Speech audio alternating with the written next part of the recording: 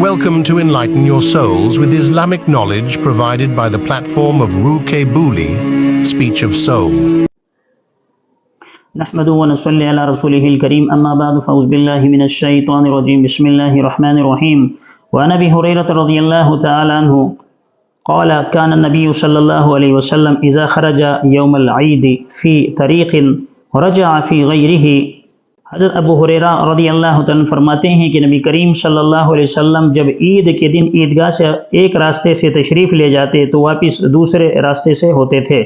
سنن ترمذی میں حضرت ابو ہریرہ رضی اللہ تعالیٰ سے یہ روایت مروی ہے کہ نبی کریم صلی اللہ علیہ وسلم جب عید کے لیے گھر سے روانہ ہوتے تو آپ صلی اللہ علیہ وسلم جو راستہ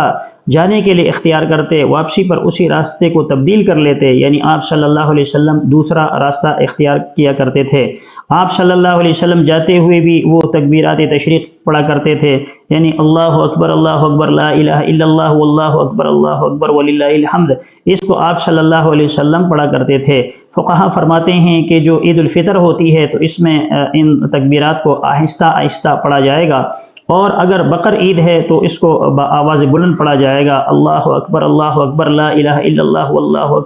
اکبر وللہ الحمد۔ ان الفاظ کو جب انسان عید کے لیے روانہ ہوتا ہے تو ان الفاظ کو وہ پڑھے گا، اور جب عید کی نماز سے واپس ہوگا تو یہ راستہ تبدیل کرے گا، یعنی جس راستے سے آیا ہے اس راستے سے نہ جائے، یہ مسنون طریقہ ہے۔ اسی طرح واپسی پہ بھی انہی الفاظ کو دہراتے ہوئے جائے گا تو اللہ تبارک و تعالیٰ کی رحمتیں اس کے شامل حال ہوں گی، اور اللہ تبارک و تعالیٰ اس پر خاص رحم و کرم فرمائیں گے، اور اللہ تبارک و تعالیٰ سے امید ہے کہ اللہ تبارک و تعالیٰ اس کے مغفرت کا ذریعہ بھی بنا دیں گے۔ اللہ تبارک و تعالیٰ ہمیں رسول اللہ صلی اللہ علیہ وسلم کی سنتوں کو اختیار کرنے والا بنائے، آمین وآخر دعوانا الحمدللہ رب العالمین۔ Thanks for watching.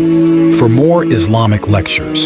kindly subscribe to Ruke Buli on YouTube.